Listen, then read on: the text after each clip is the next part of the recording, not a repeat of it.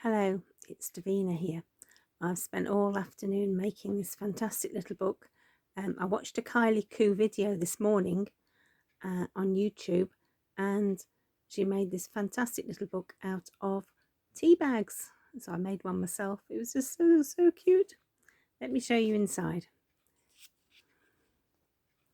I've just basically done collage on all the pages, bit of stamping, bit of dyeing, bit of collage. It's very tiny. I missed a page there now. There are 5 little tags in the top, and I've decorated all the tags the same. Tea dyed paper on one side, square paper on the other.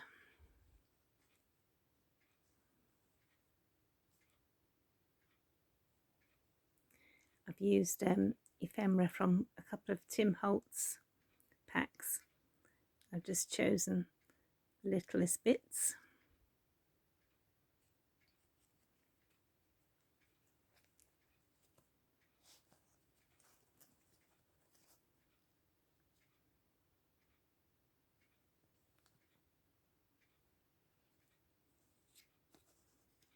There's a little tag in a pocket here.